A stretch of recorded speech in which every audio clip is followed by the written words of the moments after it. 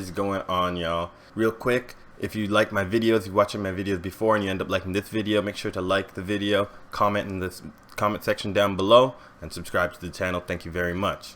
Alright, so I'm just going to get right into the chapter. The cover page, Yamato, she's on her voyage with the little kitties, and they've gotten over their feelings, you know, of bad intentions toward Yamato because of Kaido, and now they're going to share some Odin, which hopefully it's kind of like hinting that Odin could be like the national food of Wano, and that would be really beautiful, I think, just because that's what Odin did to, you know, meet up with the people and have the people kind of feel something, and that was Odin's snack. And it's just beautiful in the end that, you know, they're sharing Odin. That's going to be like Yamato's thing. Yamato is promoting Odin's teachings, like, you know, and I love that she's sharing this food with like the children. Children never get to eat this kind of food again too, so it's just like going back to Luffy being like, you guys are going to eat well from now on, and it's just so great to see just this beautiful meal being commonplace compared to what happened in Wano before when you first got there, and they're eating like rice, and rice was a special meal, and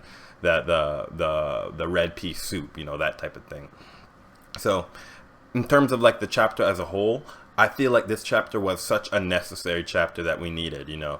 Egghead, from everything that we've seen of it was just, there's so many parts, especially when it came to Vegapunk and Vegapunk's message, and York trying to figure out how it was that Vegapunk didn't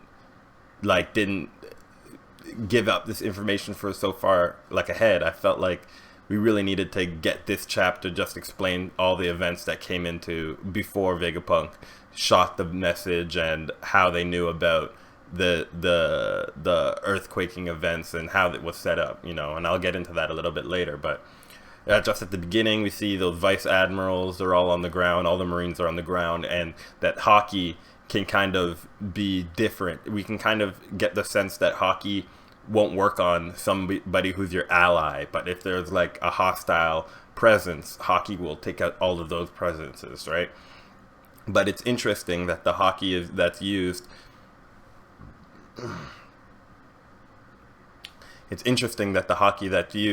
was able to take out the vice admirals, but not the Seraphim. So we saw in this chapter, we saw Snake, she's trying to get the vice admirals to wake up, but they're just not hearing her, and it's very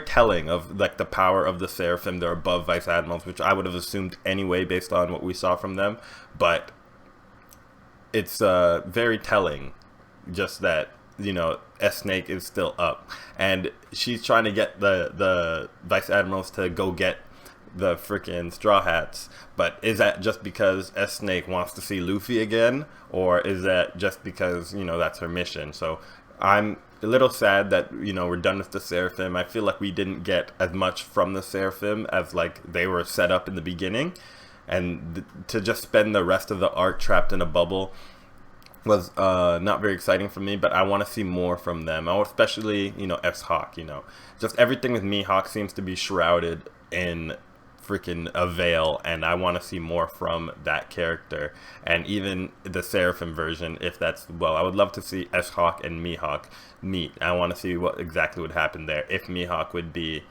excited to finish a fight with, you know, Seraphim Mihawk. So we're skipping ahead a little bit.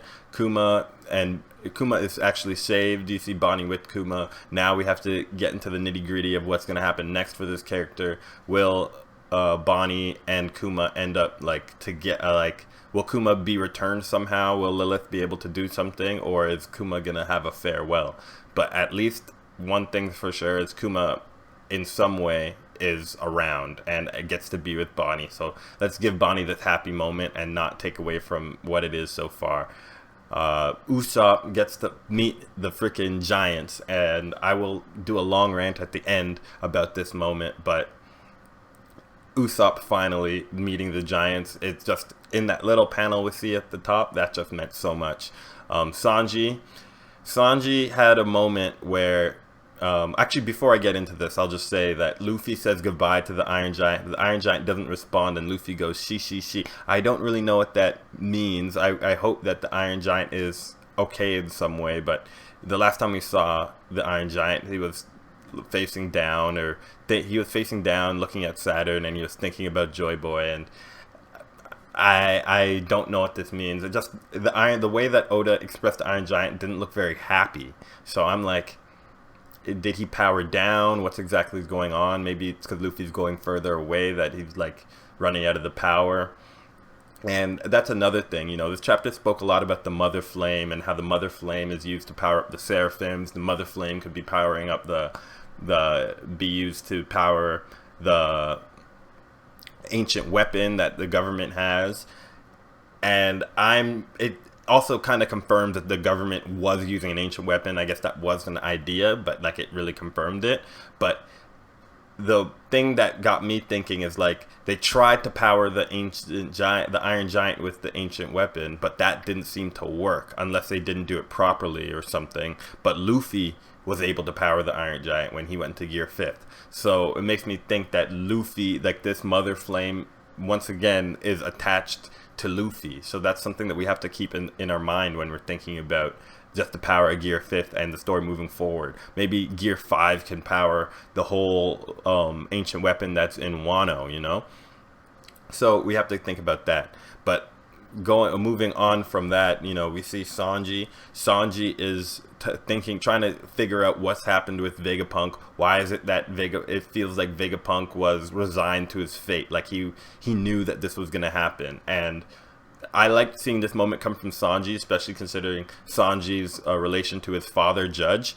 And it seemed like Sanji and Vegapunk have some type of relation, even though they've never even spoken about it, And it's like Sanji also gets to have this like kind of figuring things out moment that he has a lot of the times, in arcs like Skypiea and arcs like Alabasta, he figures things out on his own, and I love that Sanji is just he has such like a solo vibe to him, and I like that.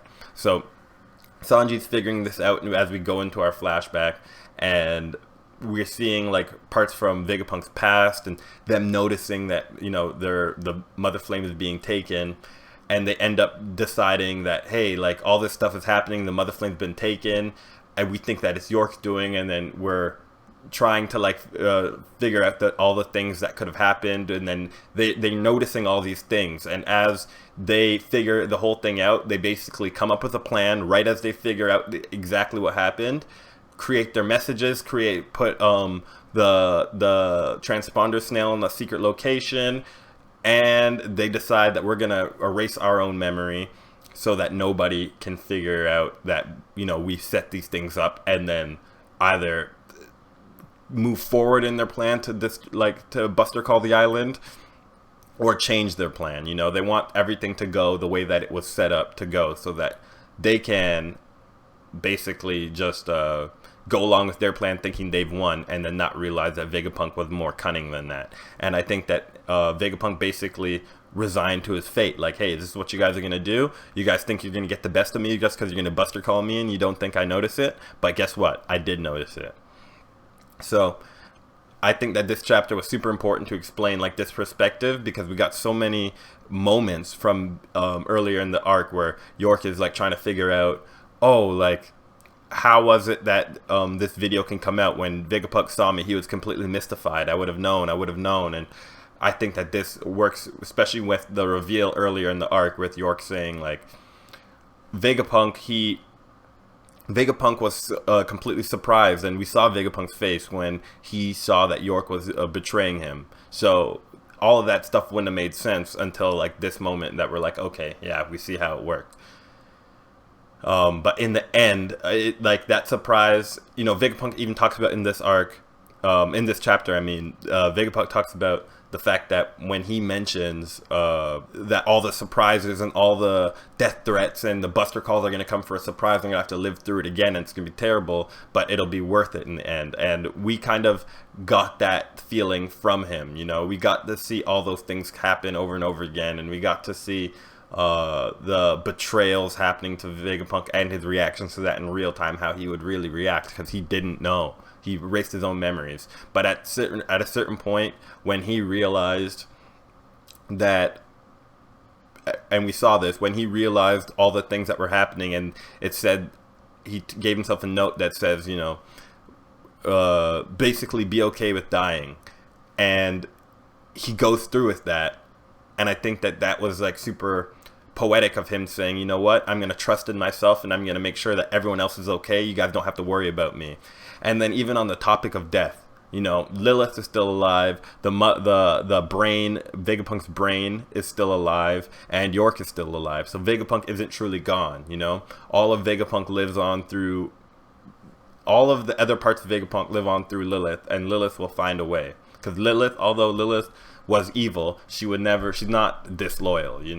And one of the things that Vegapunk said to the Straw Hats is he wants them to be the ones to find the One Piece. And I hope that Lilith has an interest in the One Piece. Now, on the topic of Lilith, I think it's going to be imperative that somebody explains Vegapunk's message to Lilith at some point, and seeing how she reacts. Like, my assumption is that chapter 1124 will be a chapter where we see Lilith wake up, and then we get the explanation of everything that's going on happens to Lilith.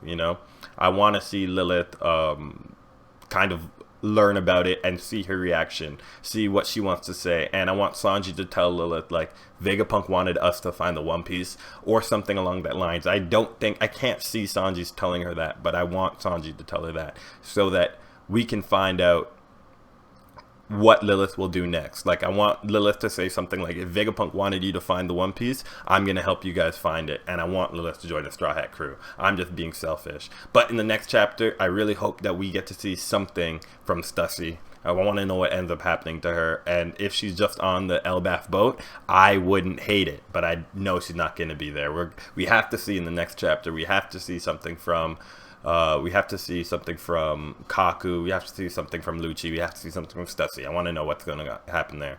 So there's a mention of the island clouds, the machine that's used to create the island clouds, and we know that's going to be useful because the world is sinking. So I guess Vegapunk's idea is that if we can have this cloud technology, put it up into the sky, and you basically use that as like us living on the sky, then we can save a lot of lives. And that's one of Vegapunk's imperative goals, to save people. So I think that is beautiful.